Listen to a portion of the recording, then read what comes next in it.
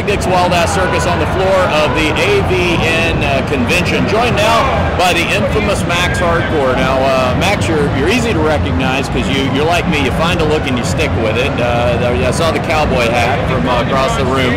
And your booth is here. Now, for guys that are probably roughly my age, I'm sure there's a lot of people who never forgot seeing their first Max Hardcore feature. The first thing I remember about it is, as far as I can remember, you were the first guy that I saw shoot video on location at convention sites like the Cannes Film Festival here. Was there a time way back when you started coming to these conventions and you saw, you know, there might not be any better set for a very realistic adult film than just right here? Well, I didn't really think about it in those terms. I just know it was a hell of a good party, and there was a lot of cute chicks running around, and with the right approach to it, you can get some amazing shit shot. Max, you've got a really strong brand.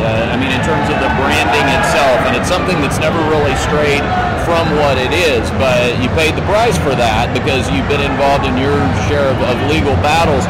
But walk me through that. I mean, have you ever wavered? Have you ever been tempted to water down? Or have you ever said, you know what, no matter how far somebody persecutes me on this, I'm going to stick to being true to what I do? Well, I stick with the game plan. I got a program and I stick with it. And the program is, I'm going to win. And anybody tries to get in my way, they get one warning. And if they don't get out of the fucking way, they get ejected. And we march through life with this approach, and we're going to win at no matter what we do, because we're better prepared.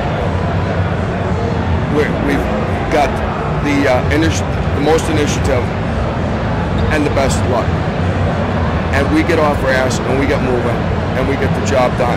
Now the federal government now currently has charged me with 10 counts of federal obscenity statutes out of Tampa. I'm battered and I'm bruised, but I'm still standing. And after I dispose of those motherfuckers, you can come back and talk about what we're going to do after that. Is there something particularly germane to Florida that makes that ground zero for a battleground? Because a friend of ours, Joe Francis from Girls Gone Wild, you know, he's currently dealing with some small town justice in northern Florida himself. And it really is kind of scary to see, you know, how when they want to get you, they can at least mess with you long enough to take away a good year or so of your life, even if they're going to have to end up apologizing in the end.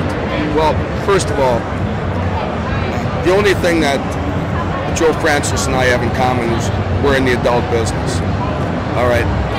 And that's all I got to say about him. But Florida is like any other state. You got your good guys and you got your bad guys. All right? The bad guys want to fuck it up for the good guys. The people having fun. They want to come in and tell you what you can watch and what you can listen to. And if you don't, then they're going to throw your ass in jail. Now the adult industry has been on the run for the last few years with the clowns we got in office. But those jokers are just about ready to get 86'd out the back door. I think I saw the moving truck pulling up the other day behind the White House. And when the new guys get in, they're going to forget about all this fucking bullshit and get back to the job at hand, which is protecting America, our citizens, and taking care of the most needy people in the world. You sound, Max, like you're pretty politically savvy. I know the Libertarians have a presence here. I talked to Larry Flynn earlier today. He's raising money for Dennis Kucinich. Do you have your eye on a particular candidate you'd like to see elected?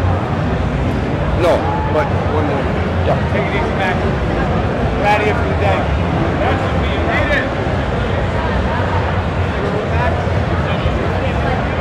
Hey, just pick it up right there.